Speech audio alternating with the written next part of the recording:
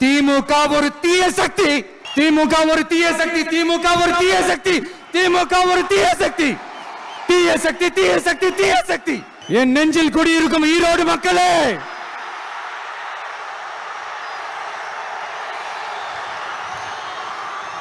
TVK ஒரு தூய சக்தி. எப்படி? டிவிகே ஒரு தூய சக்தி. தூய சக்தி டிவிகேவுக்கும் தீய சக்தி டிஎம்கேவுக்கும் தான் போட்டியே. இப்ப ரீசெண்டா ஒரு இடத்துல நம்ம சிஎம் சார் அவர்கள் பேசும்போது சொன்னாங்க, என் கேரக்டரையே புரிஞ்சுக்க மாட்டேங்கிறேன். இது சினிமா டயலாக் இல்லையா? நான் ஏதாவது பேசினா சினிமா டயலாகா? சார் பேசினா அது சினிமா டயலாக் இல்லையா? வணக்கம். ஈரோடு அருகே விஜயமங்கலம் சரளை பகுதியில் இன்று தாவேக தலைவர் விஜய் மக்களை சந்திக்கும் மக்கள் சந்திப்பு கூட்டம் நடைபெற்றது. இதற்கான ஏற்பாடுகளை தாவேகாவின் மாநில நிர்வாக குழு தலைமை ஒருங்கிணைப்பாளர் செங்கோட்டையன் தீவிரமாக ஈடுபட்டார். இந்த கூட்டத்தில் பங்கேற்ற தாவேக தலைவர் விஜய் பேசியதாவது, சலுகைகளுக்கு எதிரானவன் நான் இல்லை. மக்களுக்கான சலுகைகளை இலவசம் என சொல்லி அசிங்கப்படுத்துபவனும் நான் இல்லை. மக்கள் பணத்தில் அவர்களுக்கு நல்லது செய்வது எப்படி இலவசம் என்று சொல்ல முடியும்?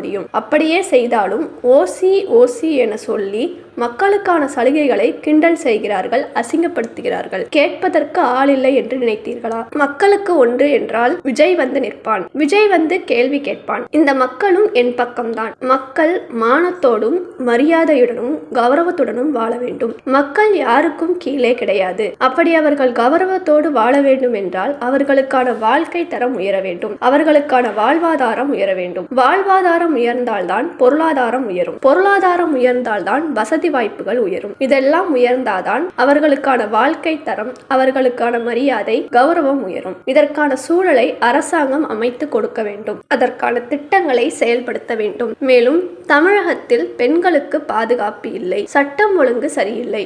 இவை அனைத்தும் நமது ஆட்சியில் மாறும். இந்த நிலை கண்டிப்பாக மாறும் என்றும் மக்களுக்காக விஜய் இருப்பான் என்று தாவேக தலைவர் விஜய் பேசியுள்ளார்.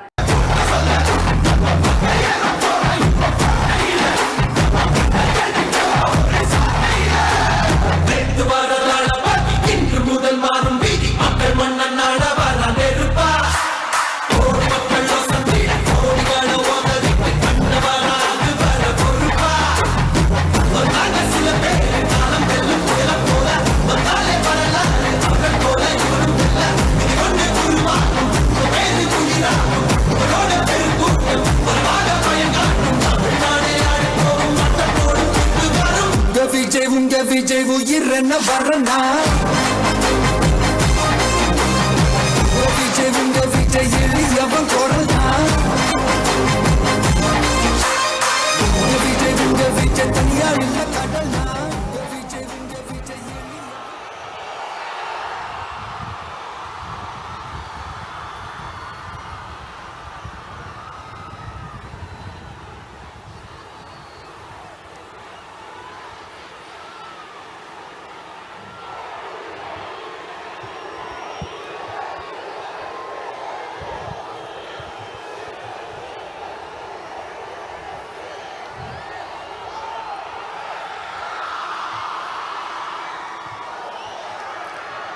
மஞ்சள்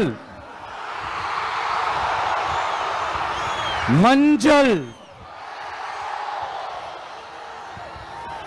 பொதுவா நல்ல காரியங்கள் ஸ்டார்ட் பண்றதுக்கு முன்னாடி இந்த மஞ்சள் எடுத்து வச்சுதான் ஸ்டார்ட் பண்ணுவாங்க. நம்ம வீட்டில் கூட நம்ம அம்மா, அக்கா, தங்கைகள் நமக்காக நாம நல்லா இருக்கணும்ன்றதுக்காக மஞ்சள் புடவை கட்டிக்கிட்டு தான் வேண்டிக்குவாங்க. அப்படி அந்த மஞ்சள்னாலே ஒரு தனி வைப்பு தாங்க. நம்ம கொடியில கூட அந்த வைப்ரண்டான, அந்த எனர்ஜெட்டிக்கான அந்த மஞ்சள் இருக்குமே, அந்த மாதிரி மங்களகரமான மஞ்சள் விளையிற பூமி தான் இந்த ஈரோடு பூமி. இங்க வந்து மஞ்சளை பத்தி பேசாம வேற எங்க போய் பேசுறது? அது மட்டும் இல்ல, இங்க ஒரு மகத்தான ஒரு மனிதரை பத்தி நம்ம பேசியே ஆகணும். இந்த ஈரோடு மண் விவசாயத்துக்கும் பேர் போன மண். இங்க நடக்கிற அந்த விவசாயத்துக்கு மிக முக்கியமான ஒரு கவசமா இருக்கிறது என்ன தெரியுமா? காலிங்கராயன் அணை, காலிங்கராயன் கால்வாய். காலிங்கராயன் அணை கட்டினதுலையும் கால்வாய் வெட்டினதுலையும் உயிரான உணர்வு பூர்வமான நிறைய விஷயங்கள் இருக்குது. அப்படி அந்த ப்ராசஸ்ல அவர் அந்த அணை கட்டும் போதும் கால்வாய் வெட்டும் போதும் ரொம்ப சோர்வடைஞ்சிட்டாராம். அப்ப அவங்க அம்மா அதை பார்த்துட்டு சொன்னாங்களாம், மகனே காளிங்கா, தயிர் வித்த காசு தாழ்வாரம் வரைக்கும் இருக்குது, மோர் வித்த காசு முகுட வரைக்கும் இருக்குது, அதை எடுத்துக்கிட்டு போய் அணைய கட்டியா கால்வாய வெட்டியான்னு சொல்லி தைரியம் கொடுத்தாங்களாம்.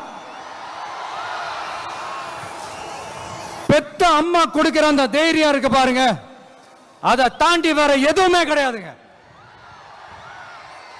ஒரு மனுஷனால எதையும் சாதிச்சு காட்ட முடியும்.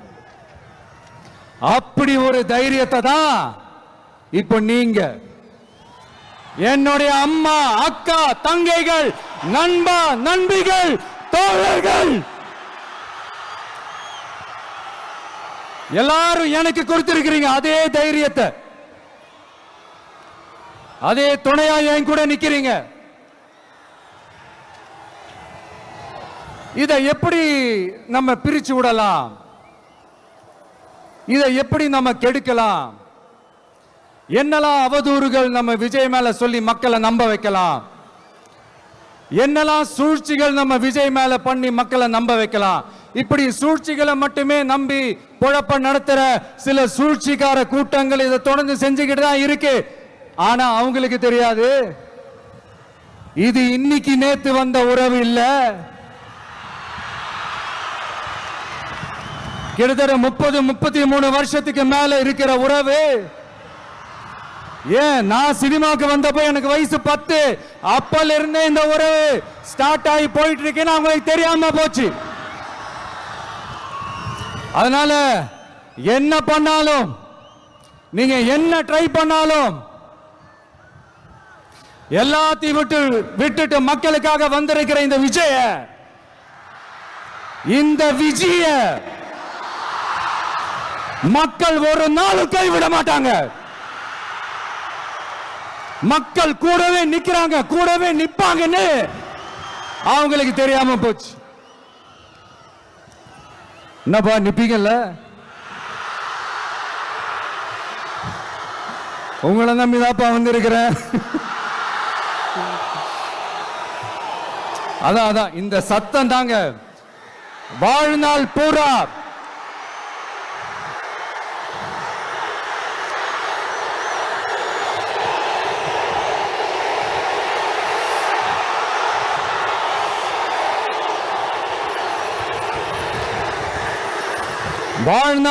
உங்களுக்கு நன்றியோடவே இருப்பேன். இப்போ நம்ம காளிங்கராயன் அவர்கள் அணையை கட்டுறதுக்காக பவானிக்கு போய் பார்க்கும்போது ஒரு இடத்துல ஒரு பாம்பு வந்து உட்கார்ந்துச்சான், படுத்துச்சான். அது படுத்த இடத்துல தான் அவர் அணையை கட்ட ஸ்டார்ட் பண்ணாராம். அப்புறம் அந்த பாம்பு வளைஞ்சி நெளிஞ்சி போற இடத்துல எல்லாம் கால்வாயை வெட்டினார்னு சொல்லி சில வாய்மொழி கதைகள்லாம் சொன்னாங்க. தண்ணியை சேமிச்சு வச்சு குடிக்கிறதுக்கும் விவசாயத்துக்கும். தம்பி கீழே இறங்கு, தம்பி கீழே இறங்குப்பா, பிளீஸ் கீழே இறங்குப்பா.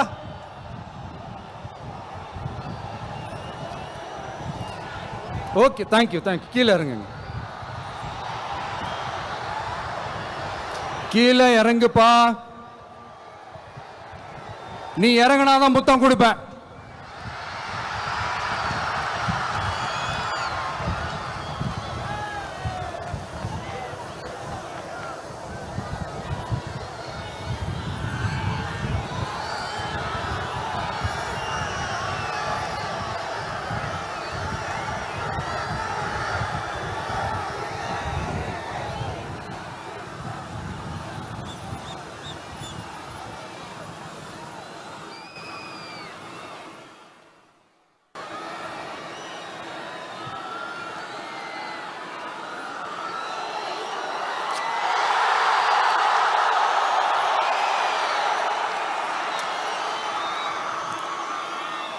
இப்படி தண்ணியை சேமிச்சு வச்சு குடிக்கிறதுக்கும் விவசாயத்துக்கும் வழி வகுக்கிறது எவ்வளவு பெரிய ஒரு நல்ல விஷயம்.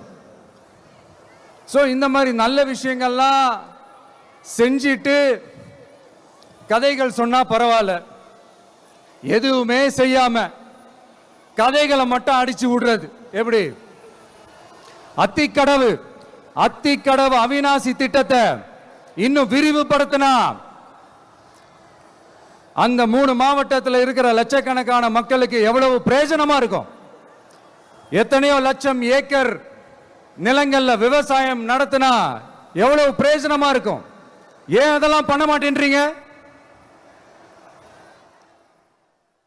வள்ளுவர் கோட்டத்துக்கு காட்டுற அக்கறைய இங்க மக்கள் வாழ்வாதாரத்தில் கொஞ்சம் காட்டலாம்ல, ஏன் காட்ட மாட்டேன்றீங்க? இங்க என்ன கவர்மெண்ட் நடத்துறாங்களா இல்ல கண்காட்சி நடத்துறாங்களா? இந்த 21ஆம் நூற்றாண்டிலே மக்களை பத்தி எதுவுமே யோசிக்கிறது இல்ல. ஆனா அந்த காலத்திலேயே இது எல்லாத்தையும் பத்தி யோசிச்ச மக்களை பத்தி, குடிக்கிற தண்ணியை பத்தி, விவசாயத்தை பத்தி, அணை கட்டுறதை பத்தி, கால்வாய் வெட்டுறதை பத்தி, இதெல்லாம் எங்கிருந்து? பவானியிலிருந்து நொய்யலாறு வரைக்கும் கால்வாய் வெட்டி இதெல்லாத்தையும் பத்தி யோசிச்ச காளிங்கராயன் அவர்களுக்கு கோடி கும்பிடு போட்டாலும் பார்த்தாதுங்க. இப்படி அந்த காலத்துல இருந்த ஒரு ஹீரோவை பத்தி பேசிட்டு இந்த காலத்துல, அதாவது 1920th செஞ்சுரியில இருந்த ஒரு ஹீரோவையும் பத்தி நம்ம பேசி ஆகணும்ல. ஒருத்தர் இலகிய மனம் கொண்ட ஹீரோனா இன்னொருத்தர் இரும்பு மாதிரி அயன் மேன் தான். எஸ், நம்ம ஈரோடு கடப்பாறை தான்.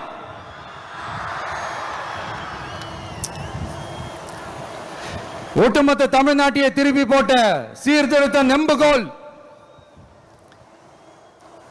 ஈரோடு மாவட்டத்தில் பிறந்த அவர்தான் இந்தியாவுக்கே இடஒதுக்கீடு சம்பந்தமான அரசியல் சட்டத்தை திருத்தறதுக்காக போராட்டம் நடத்தினவர் யாரு? நம்ம தந்தை பெரியாரு. 100 வருஷத்துக்கு முன்னாடியே வகுப்பு வாரி பிரதிநிதித்துவம் வேணும்னு கேட்டவர். அன்னைக்கும் சரி இன்னைக்கும் சரி ஒரு ஆச்சரியத்தோட பார்க்கக்கூடிய ஒரு மனிதர், நம்மளுடைய கொள்கை தலைவர். அப்ப அண்ணாவும் எம்ஜிஆரும் யாரு? பெரியார் அவர்கள் கிட்ட இருந்து எங்களுக்கு தேவையான கொள்கைகளை எடுத்துக்கிட்டோம். அவரை ஃபாலோ பண்ற, அவரை வழிகாட்டி ஏத்துக்கிட்ட அண்ணா அவர்கள் கிட்ட இருந்தோம், எம்ஜிஆர் அவர்கள் கிட்ட இருந்தோம் தேர்தல் அணுகுமுறையை எடுத்துக்கிட்டோம். அண்ணாவும் எம்ஜிஆரும் தமிழ்நாட்டோட சொத்து. அவங்கள பயன்படுத்துறத பத்தி யாரும் இங்க கம்ப்ளைண்ட்லாம் பண்ண முடியாது. அண்ணா எங்களோடது, எம்ஜிஆர் எங்களோடது, நீங்களா எடுத்துக்க கூடாது அப்படிலாம் யாரும் இங்க அழுதுட்டு இருக்க முடியாது, சொல்லிவிட்டேன். அதனால நாங்க ஒரு வழியில அரசியல் செஞ்சுக்கிட்டு போயிட்டு இருக்கிறோம். உங்களுக்கு தான் டிவிக்கே ஒரு பொருட்டே இல்லைல்ல, அப்புறம் ஏன் கதறீங்க? அப்புறம் ஆளாளுக்கு அங்க போயிட்டு இங்க போயிட்டு புலம்பி தள்ளிக்கிட்டு இருக்கிறீங்க. இது எப்படி இருக்கு தெரியுமா? எனக்கு பயம் இல்ல, எனக்கு பயம் இல்ல அப்படின்னு சத்தமா சவுண்ட் விட்டுக்கிட்டே சத்தமா பாட்டு பாடிக்கிட்டே இந்த நடுங்கிக்கிட்டே சின்ன பசங்க நடந்து போவாங்க, அந்த மாதிரி இருக்கு. முதல்ல மண்டையில இருக்கிற கொண்டே மறைங்க சார்.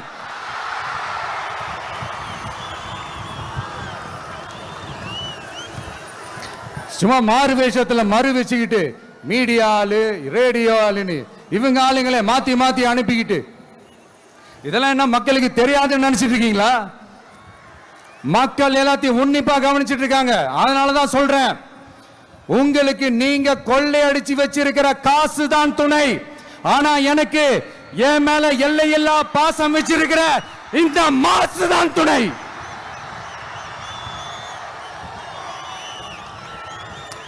இப்படி நமக்கு துணையா இருக்கிற ஈரோடு மக்களுக்காக நான் இப்போ குரல் கொடுக்கலாம் வந்திருக்கிறேன். சரி, இப்ப விஷயத்துக்கு வருவோம்.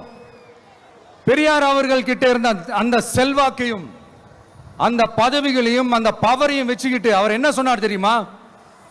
இவ்வளவு செல்வாக்கு, இவ்வளவு பதவிகள், இவ்வளவு பவர் இருந்தோம் நான் ஒரு 5 பைசா காசு சம்பாதிச்சிருப்பேனா? எனக்கோ இல்லை என் குடும்பத்துக்கோ பட்டங்கள் வேணும், பதவி வேணும்னு ஏதாவது கேட்டிருப்பேனா? இல்லை ஏதாவது லாபம் பார்த்துருப்பேனா? இல்லை எதுக்காவது ஆசைப்பட்டிருப்பேனா? ஆனா அவர் பேரை சொல்லிக்கிட்டு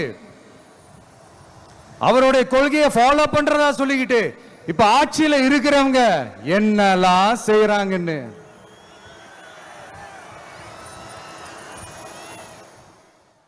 அதனாலதான் சொல்றோம், பெரியார் பேரை சொல்லிக்கிட்டு தயவு செஞ்சு கொள்ளையடிக்காதீங்கயா, தயவு செஞ்சு கொள்ளையடிக்காதீங்க. அவரு பேரை சொல்லிக்கிட்டு பெரியார் பேரை சொல்லி கொள்ளையடிக்கிற இவங்க தான் நம்மளுடைய அரசியல் எதிரி. மக்களை நீங்க சொல்லுங்க, நம்மளுடைய அரசியல் எதிரி யாரு? நம்மளுடைய கொள்கை எதிரி யாரு? ரிப்பீட், நம்மளுடைய அரசியல் எதிரி யாரு? நம்மளுடைய கொள்கை எதிரி யாரு? உங்களுக்கு புரியுதுல்ல? எனக்கு அது போதும்யா, எனக்கு வேற எதுவுமே தேவையில்லை.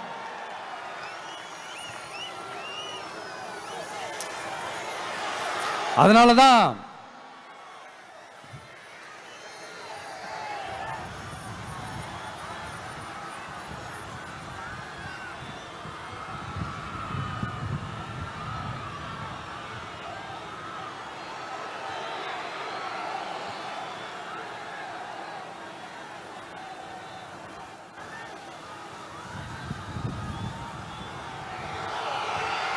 உங்களுக்கு நம்மளை பத்தி நம்ம அரசியலோட நீங்க எல்லாரும் என்னோட அரசியலோட கனெக்டடா இருக்கீங்கன்றது ரொம்ப தெளிவா தெரியுது. அதனால எனக்கு அது போதும். அதனாலதான் எதிரிகள் யாருன்னு சொல்லிட்டு களத்துக்கு வந்திருக்கிறோம். அதனால அவங்கள மட்டும் தான் எதிர்ப்போம். அதுவும் அந்த எதிரிகள் யாரு இப்போ இங்க 2026 சட்டமன்ற தேர்தலில் களத்தில் இருக்கிறாங்களோ அவங்கள மட்டும் தான் எதிர்ப்போம். சும்மா களத்திலே இல்லாதவங்களையும், களத்துக்கும் அவங்களுக்கும் சம்பந்தமே இல்லாதவங்களையும் எதிர்க்கிற ஐடியாலாம் இல்ல பாஸ். நீங்க கேட்கிறீங்கன்றதுக்காக எதிர்த்துட்டு இருக்க முடியாது பாஸ். எங்களுக்கு நிறைய வேலை இருக்குது.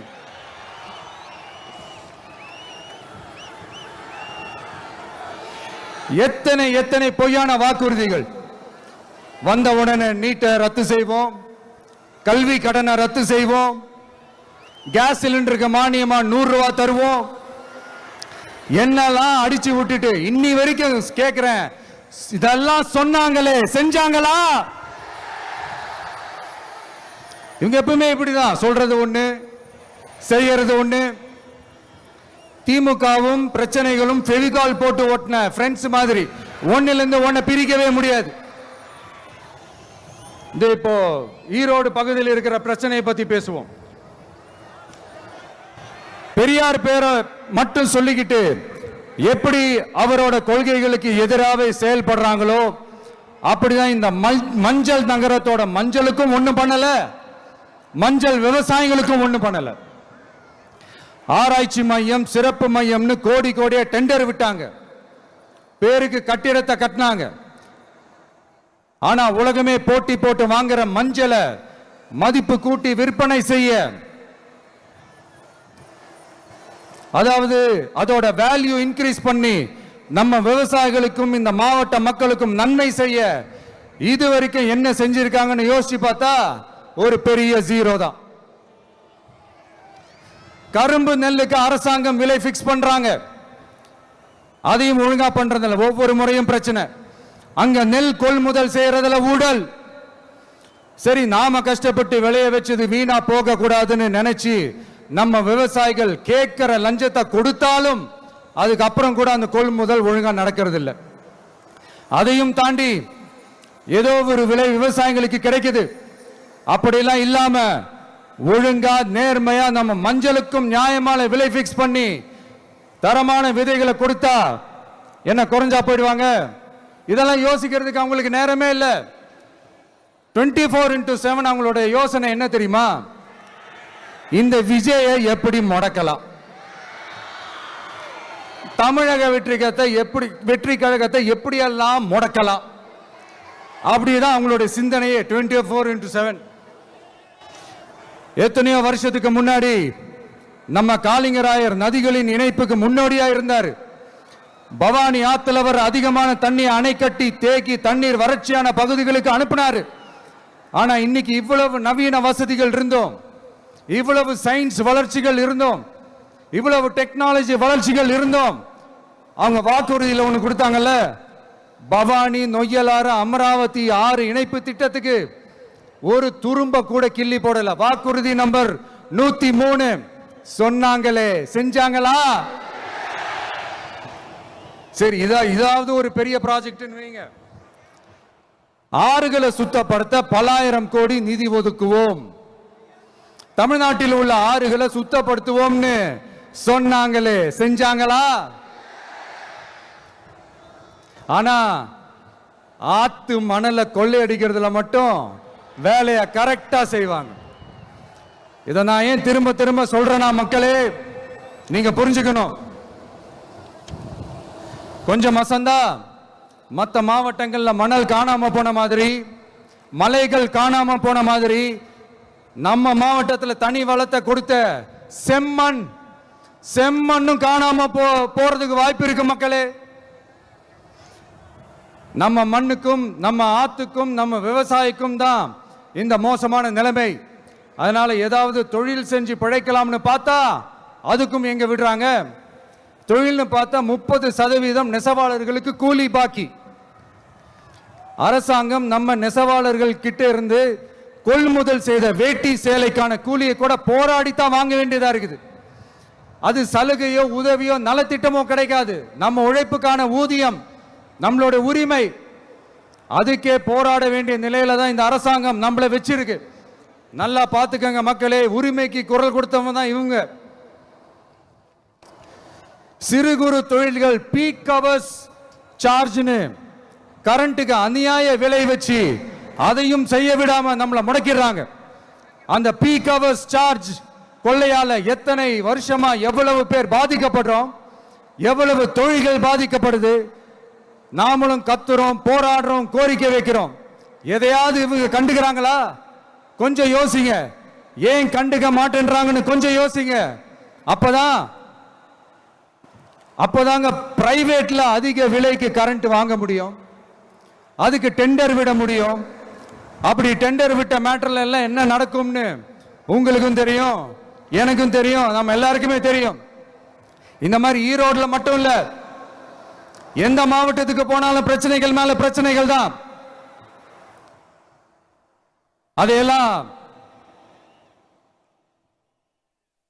அதையெல்லாம் தீக்கிறதுக்கு ஒரு சொல்யூஷன் கூட சொல்லாம இதுல வேற பெருமையா மாடல் அரசுங்கிறது இல்ல. நான் கேட்கிறேன், கூச்சமா இல்ல?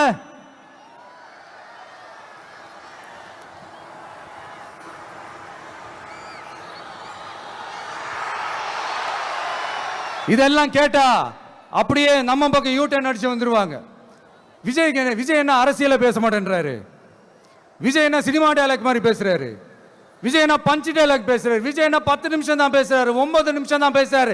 நான் எத்தனை நிமிஷம் பேசினா உங்களுக்கு என்ன சார்? நான் எப்படி பேசினா உங்களுக்கு என்ன சார்? உள்ள விஷயம் என்னன்னு பாருங்க சார். ஒவ்வொரு மாவட்டத்துக்கும் போய் மக்கள் ஃபேஸ் பண்ற பிரச்சனைகளை எடுத்து பேசிட்டு இருக்கிறேன். பின்ன அது அரசியல் இல்லாம வேற எதுதான் அரசியல்? உங்களை மாதிரி தனிப்பட்ட முறையில தரக்குறைவா அசிங்கமா பேசுறதுதான் அரசியல்னா அந்த அரசியல் நமக்கு வராதுன்னா நல்லாவே வரும். உங்களை விட எனக்கு அது நல்லாவே வரும். வேணான்னு விட்டு வச்சிருக்கிறோம். அப்புறம் உங்களுக்கு நமக்கு என்ன வித்தியாசம்? காஞ்சிபுரத்தில் நாம பேசும்போது இந்த மாதிரி உங்களால் அமைக்கப்பட போற ஆட்சியில நம்ம ஆட்சிக்கு வந்த உடனே என்னெல்லாம் செய்ய போறோம்ன்றது சிலது சொன்னோம்.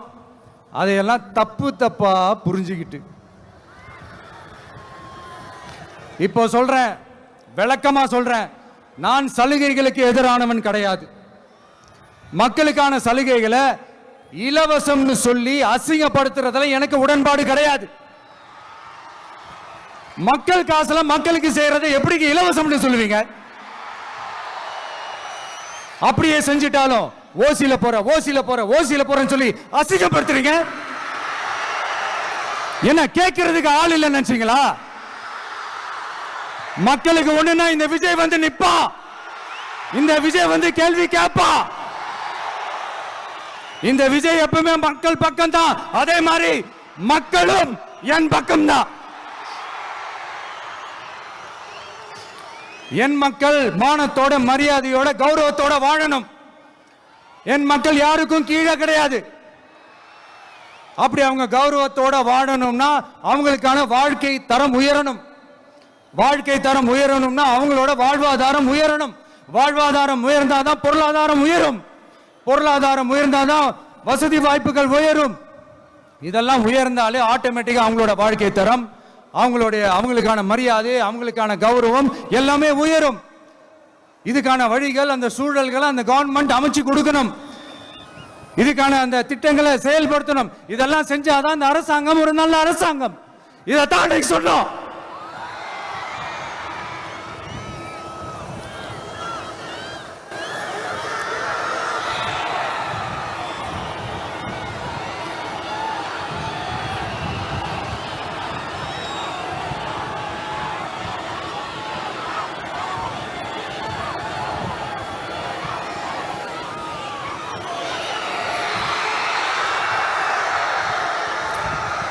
இதைத்தான் இன்னைக்கு சொன்னோம். உடனே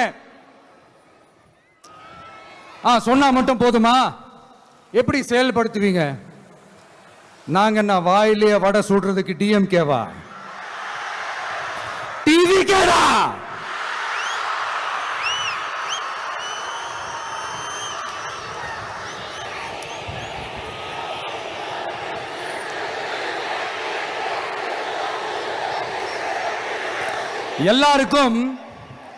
எல்லாருக்கும் நிரந்தரமான ஒரு வீடு இருக்கணும்னு சொன்னோம். உடனே எங்க ஆட்சியிலே நாங்க எல்லாரும் வீடு கட்டி கொடுத்துட்டோமே அப்படிங்கிறது இல்ல. நான் கேட்கிறேன், இங்க உங்களை தான் கேட்கிறேன், இங்க வாடகைக்கு இருக்கிறவங்களே இங்க யாரும் இல்லையா? எல்லாருக்கும் சொந்தமா வீடு கட்டி கொடுத்துட்டாங்களா? அடுத்து வீட்டில் இருக்கிற ஒவ்வொருத்தரும் மினிமம் டிகிரி படிச்சிருக்கணும் அப்படின்னு சொன்னோம். உடனே எங்க ஆட்சியிலே எல்லாரும் டிகிரி படிச்சு முடிச்சிட்டாங்களே அப்படிங்கிற மாதிரி சொல்றது அது உண்மைனா? ஸ்கூல் லெவல்லையே டிராப் அவுட்ஸ் அதிகமானது யாரோட ஆட்சியிலங்க?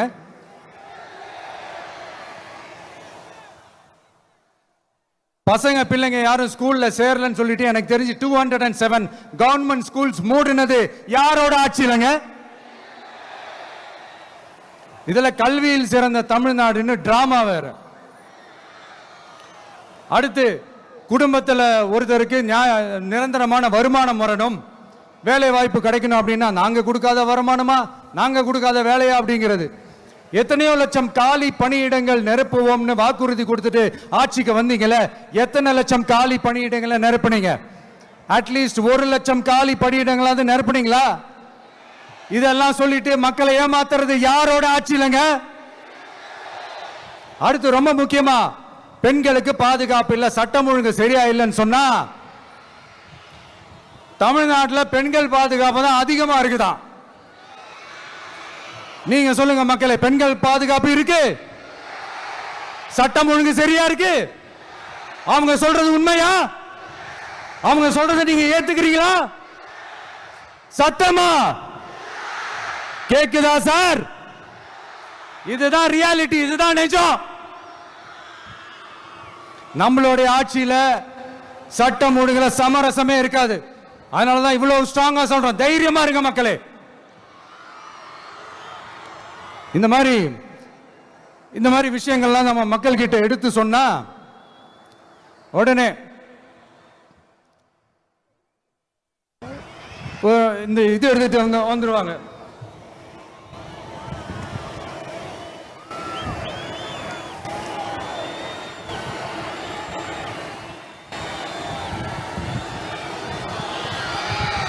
இந்த மாதிரி இதெல்லாம் என்னென்ன செய்ய போறோன்றது சிலதெல்லாம் காஞ்சிபுரத்தில் சொன்ன மாதிரி சொன்னா எல்லாத்தையும் தப்பா திருச்சி பேசிக்கிட்டு அவதூறு பரப்பிக்கிட்டு. நான் கூட யோசிப்பேன், எம்ஜிஆர் அவர்களும் மேடம் ஜெயலலிதா மேடம் அவங்களும் ஒரே வார்த்தையில சொல்லி இந்த திமுகவை காலி பண்ணாங்கல்ல. நான் கூட யோசிப்பேன், ஏன் இவ்வளவு ஹார்ஷா பேசுறாங்க, ஏன் இவ்வளவு ஹார்ஷா அவங்கள திட்டுறாங்கன்னு யோசிச்சது உண்டு. இப்பதானே புரியுது. அவங்க ரெண்டு பேரும் சொன்னதை இப்ப நானும் ரிப்பீட் பண்றேன். திமுக ஒரு தீய சக்தி, திமுக ஒரு தீய சக்தி, திமுக ஒரு தீய சக்தி, திமுக ஒரு தீய சக்தி, தீய சக்தி, தீய சக்தி, தீய சக்தி. என் நெஞ்சில் குடியிருக்கும் ஈரோடு மக்களே,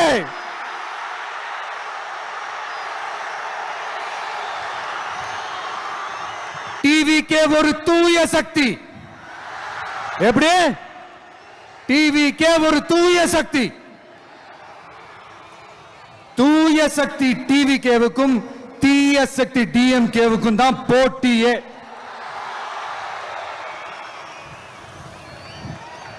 என்ன முடக்கலாம்னு நினைக்கிறீங்க, ஆனா இந்த சத்தத்தை ஒரு நாள் உங்களால முடக்க முடியாது. மக்கள் விரோத திமுக அரசை வீழ்த்த மக்கள் சக்தியான நம்மளால மட்டும்தான் முடியும். அண்ணன் செங்கோட்டையன் அண்ணன் அவர்கள் நம்ம கூட வந்து சேர்ந்தது நமக்கு ஒரு மிகப்பெரிய ஒரு பலம். அந்த மாதிரி செங்கோட்டையன் அண்ணன் அவர்கள் மாதிரி இன்னும் நிறைய பேர் வந்து சேர இருக்கிறாங்க. அவங்க எல்லாருக்குமே அந்த உரிய அங்கீகாரத்தை கொடுப்போம். அது மட்டும் இல்ல, அப்புறம் இன்னொரு விஷயம் சொல்ல மறந்துட்டேன். இப்போ ரீசண்டா ஒரு இடத்துல நம்ம சிஎம் சார் அவர்கள் பேசும்போது சொன்னாங்க, என் கேரக்டரையே புரிஞ்சுக்க மாட்டேங்கிறேன். இது சினிமா டயலாக் இல்லையா?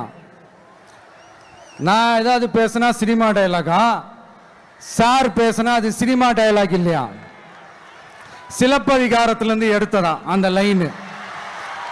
என் கேரக்டரையே புரிஞ்சிக்க மாட்டேன்றது. உங்களை எப்படிதான் சார் புரிஞ்சுக்கிறது? எந்தெந்த விஷயத்துலலாம் சார் உங்க கேரக்டர் நாங்க புரிஞ்சுக்கிறது? அதையும் நீங்களே சொல்லிட்டீங்கன்னா கொஞ்சம் நல்லா இருக்கும் சார். சட்டம் ஒழுங்குல நாடே சந்தி சிரிக்குது, அதுலையா? பெண்கள் பாதுகாப்புல நாடே சந்தி சிரிக்குது, அதுலையா? பொய் வாக்குறுதிகளா கொடுத்து ஏமாத்தி ஆட்சிக்கு வந்தீங்களே, அதுலையா? எதில் தான் சார் உங்க கேரக்டர் நாங்க புரிஞ்சுக்கிறது? ஆனா ஒண்ணு, தமிழ்நாட்டில் ஆட்சி செய்யற நீங்களும் சரி, ஒன்றியத்தில் ஆட்சி செய்யறவங்களும் சரி, நீங்க ரெண்டு பேரும் முதல்ல என்னோட கேரக்டரை புரிஞ்சுக்கணும் சார். என்னோட கேரக்டர்னு சொன்னது நம்ம மக்களோட கேரக்டரை. 2026 சட்டமன்ற தேர்தலோட அந்த கேரக்டரே கொஞ்சம் வேற மாதிரி சார். அத கொஞ்சம் தயவு செஞ்சு நீங்க புரிஞ்சுக்கணும் சார். புரிஞ்சுக்கலனா மக்களே உங்களுக்கு புரிய வைப்பாங்க சார். கான்பிடென்ட்டா இருங்க சார், நல்லதே நடக்கும் சார். வெற்றி நிச்சயம் சார். மீண்டும் சந்திக்கும் வரை நன்றி, வணக்கங்க சார். நண்பா, நண்பிகள், இங்க வந்து எல்லாம் வந்து பார்த்தோம், எல்லாம் நல்லபடியா நடந்தது. சேஃபா வந்துட்டு சேஃபா வீட்டுக்கு போயிடுங்க. எனக்கு எல்லாத்தையும் விட நீங்க தான் எனக்கு முக்கியம்.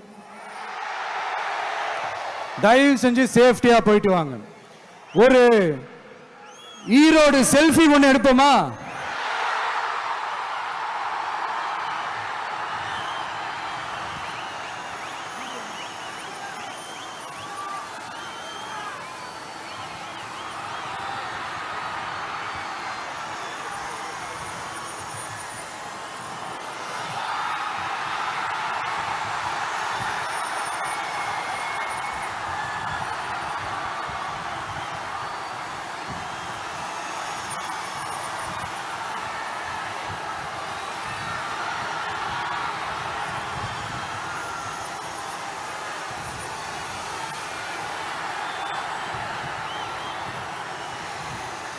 மேலும் செய்திகளுக்கு தொடர்ந்து இணைந்திருங்கள் TCR TV சேனலுடன்.